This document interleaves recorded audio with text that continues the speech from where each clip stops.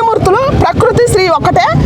వద్దు తల్లి, మీకు నష్టం జరుగుద్ది, మీరు కప్పుకొని తిరిగితే మీరు పద్ధతుకుంటేనే బాగుంటుందని చెప్పిండు శివాజీ అన్న. ఆయనలో శ్రీకృష్ణుడు కానొత్తుండు. ద్రౌపది శ్రీకృష్ణుడు వచ్చి శ్రీరాందించినాడు.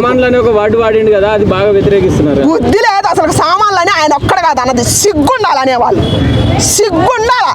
5 ఏళ్ళ అన్నది ఆయన అంగడా? ఆయన పెట్టింది సామాన్లని? ఆయన పెట్టిండా? ఆ రోజు వీళ్ళంతా చచ్చిపోయారా? ఎడిపోయారు? ఏమైంది? ఈ ధర్మం ఎటుపోయింది? ఈ పోలీస్ కమిషన్ ఎటుపోయింది? ఆ రోజు సామాన్లను ఎంజాయ్ చేసినప్పుడు ఇవాళ ఆయన పెట్టలేదు కదా, ఆయన పెట్టలేదు కదా, అది ఎప్పుడో పుట్టింది కదా. దాని గురించి మాట్లాడొద్దు, సిగ్గుంటే మాట్లాడొద్దు. ఆయన అంటాం కరెక్టే, ఆ 2 వాళ్ళు కూడా తప్పు కాదంట. నేను ఆయన ఎందుకు క్షమాపణ చెప్పాలండి? ఇది పిచ్చి జనం కోసం వచ్చి క్షమాపణ ఆయన మనస్ఫూర్తిగా చెప్పలేదు. మనస్ఫూర్తి కళ్ళలో బాధ కానట్లేదా? మగజాతి కాని ముత్యం డైమండ్ కోడినూరు వజ్రం ఆయన శివాజీ గారు. మగజాతి సభాసన మీసం చెప్పండి ఒక్కొక్కడు. నేను చెబుతున్నా, మగవాళ్ళు మొత్తం సపోర్ట్ చేయండి, ఆడవాళ్ళు మేము కూడా మొత్తం సపోర్ట్ చేస్తాం. నా వయసు ఉండాలి, మొత్తం శివాజీ గారికి సపోర్ట్ చేస్తాం మేము.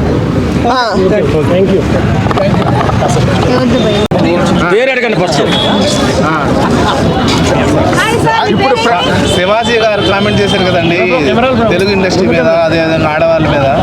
సో దాని గురించి మీరు ఏం చెప్తారు? దాని గురించి కొంతమంది 50% కరెక్ట్ అంటున్నారు, 50% రాంగ్ అంటున్నారు. మీ ఒపీనియన్ ఏంటి దాంట్లో? మానవత్వం ఉన్న ఏ మనిషి అయినా అది కరెక్టే అంటాడు. కొంతమంది తెలుగు తక్కువ సన్నాసులు ఎక్కువగా బయలుదేరారు ఈ మధ్యకాలంలో.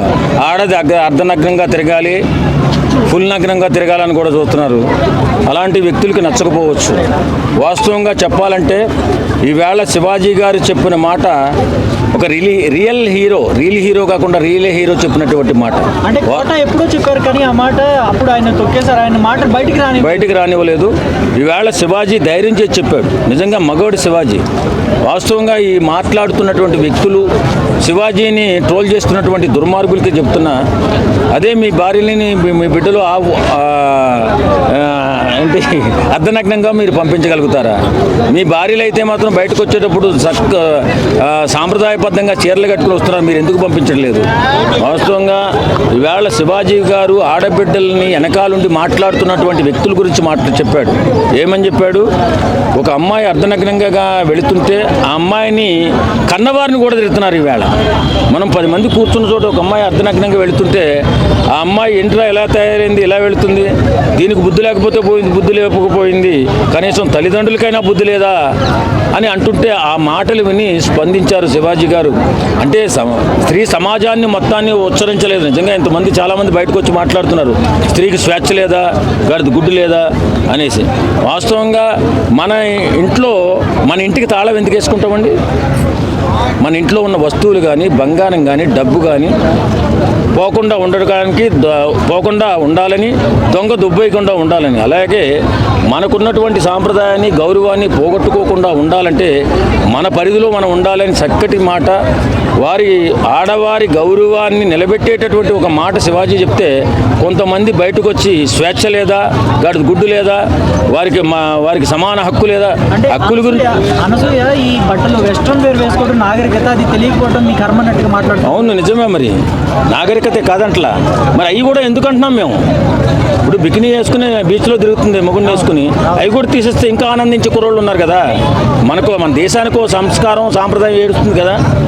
ఇప్పుడు ప్రపంచ దేశాలన్నీ మన సాంప్రదాయాన్ని అనుసరిస్తూ నిండుగా చీర కూడా కట్టుకుంటున్నటువంటి తరుణంలో ఇలాంటి వాళ్ళంతా సాంప్రదాయం అంటున్నారు. ఆవిడేంటుందంటే సాంప్రదాయం అనే మాట నిజమే, ఒకప్పుడు జాకెట్ లేకుండా ఓన్లీ చీర కట్టుకునేవాళ్ళు, అది సాంప్రదాయమే కదా, మరి అలా చేయొచ్చా ఏంటిది అని. ఇప్పుడు ఎక్స్ప్రెషన్లు అయితే దాని సమాధానం చెప్పడానికి మాటలు వస్తాయి. వాస్తవంగా అప్పుడు మన కలియుగం ప్రారంభమైనప్పుడు బట్టలు లేకుండానే ఉన్నారు, మరి అలా ఉండొచ్చు కదా.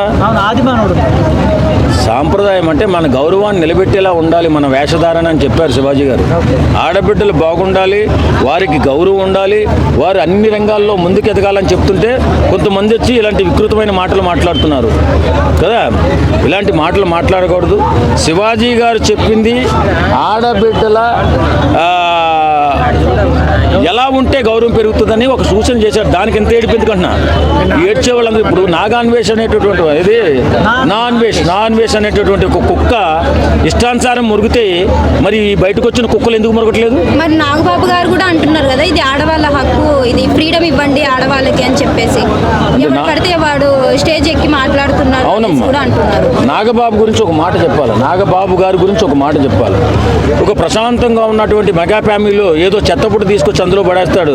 ఆ తొళ్ళాక కడుక్కోలేక చిరంజీవి గారు, పవన్ కళ్యాణ్ గారు వాళ్ళని అనుసరించే మాలాంటి లక్షలాది మంది కోట్లాది రూపాయలు సొంత డబ్బులు ఖర్చు పెట్టుకుని వాళ్ళ ఫ్యామిలీకి అండగా ఉంటున్నటువంటి మేము కూడా కడుక్కోవాల్సి వస్తున్నాం. కాబట్టి ఆయనకి ఏం అవసరం అమ్మా? ఇప్పుడు ఈ సందర్భంలో ఆయన మాట్లాడవలసిన అవసరం ఏమైనా ఉందా? ఆయన అభిమానించే లక్షలాది మంది అసలు గుర్తుపెట్టుకోవాలి, ఈ మాట వాళ్ళ దాకా వెళ్ళాలి.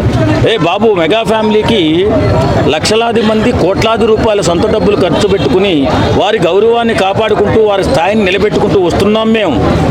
మేము ప్రశాంతంగా ఉంటున్నాం. ఏదో గొడవ తెచ్చి ఏదో పెంట తెచ్చి జల్లుతాడుతున్నాం, అది కడుక్కోలేక మేము చేస్తున్నాం. అలాగే చిరంజీవి గారు, పవన్ కళ్యాణ్ గారు చేస్తున్నారు. నాగబాబు గారు అనవసరమైన విషయాల్లో తలదూర్చి అది మెగా ఫ్యామిలీని సపోర్ట్ చేసే మాలాంటి వాళ్ళు కూడా తలవంపులు తెస్తున్నాడు. ఇలా మాట్లాడకుండా ఉంటే బాగుంటుంది. ఇంకోసారి మాట్లాడకూడదని కోరుకుంటున్నాం. మెగా ఫ్యామిలీ అంటే మీరు ఒక్కరే కాదండి, మీ ముగ్గురు అన్నదమ్ములే కాదు, కొన్ని కోట్ల మంది మిమ్మల్ని అనుసరించి కొన్ని వందల కోట్ల రూపాయలు ఖర్చు పెట్టుకుని మీకు అండగా నిలబడుతున్నారు. ప్రాణత్యాగాలు కూడా చేస్తున్నారు. ఒళ్ళు దగ్గర పెట్టుకుని మాట్లాడితే బాగుంటుంది. కాబట్టి నాగబాబు గారు జాగ్రత్తగా మాట్లాడండి, మీకు సూచన చేస్తున్నా. అలాగే నాగ అన్వేష్ అనేటటువంటి కుక్క ఏం మాట్లాడాడండి? ఎన్ని విధాలుగా తిట్టాడు మన శివాజీ గారిని. అసలు మానవత్వం ఉన్న మనిషి నాడు. సార్, శివాజీ గారిని తిట్టడం ఒక ఎత్తు అంటే ద్రౌపదిని అలాగే అవునండి, ఒళ్ళు కొవ్వెక్కి కొట్టుకుంటున్నాడు. నిజంగా యూట్యూబరుగా ఎక్కువగా డబ్బులు సంపాదించాడు, కళ్ళు కనిపించట్లా. ఈ మధ్యకాలంలో పాపులారిటీ డబ్బులు తక్కువ వస్తున్నట్టున్నాయి. ఏదో రకంగా అక్రమమైన మార్గంలో డబ్బులు సంపాదించాలి. అన్యాయంగా శివాజీ గారిని తిట్టి మన సాంప్రదాయాన్ని మన గుడులను కూడా అవహేళన చేస్తూ మాట్లాడాడు. ఆ కుక్కను పట్టుకొచ్చి ఖచ్చితంగా శిక్షించాలని చెప్పి కోరుకుంటున్నాను. అంటే ఆయన చేసింది తప్పు కాదంటే, ఒకవేళ తప్పు చేస్తే కూడా వినాయకుని విగ్రహం ముందు రక్తం కక్కుని చనిపోతాను ఈ రోజు నైట్ కి అనేసి అంటున్నారు. అతి తెలుగుతో మాట్లాడే అలాంటి నా కొడుకు ఒకటే చెప్తున్నా, అరే సాంప్రదాయము మానవత్వం అంటే మనం మంచిగా మాట్లాడు. నువ్వు ఇష్టం వచ్చినట్టు మేము తిట్టగలం. మీ అమ్మని, మీ అక్కని, నీ చెల్లిని మేము తిట్టలేమా? వాస్తవంగా ఏదైనా కానీ మనము మన గౌరవాన్ని కాపాడుకుంటూ ఇతరుల గౌరవాన్ని కాపాడినప్పుడే మనకున్నటువంటి గౌరవం నిలబడుతుంది. కానీ ఇంత ఇష్టాన్రీతిగా తిట్టి సమాజం తలదించుకునేలా చేసిన ఆ కొడుకును పట్టుకొచ్చి ఖచ్చితంగా శిక్షించాలి. మీరేం చెప్తారు? ఇప్పుడు ఆర్థికంగా దెబ్బ కొట్టాలి. వాస్తవంగా ఇలాంటి విధవలను ఏంటంటే చూడకూడదు అలాంటి వీడియోలు. వాడు ఏదో ఒకటి రెండు మంచి మాటలు చెప్తే మంచోడేమో అనుకున్నాం. ఇంత స్వార్థపూరితంగా, ఇంత అన్యాయంగా, ఇంత దుర్మార్గంగా ఆలోచిస్తాడని చెప్పి మేము ఊహించలేదు. నిజంగా ఏది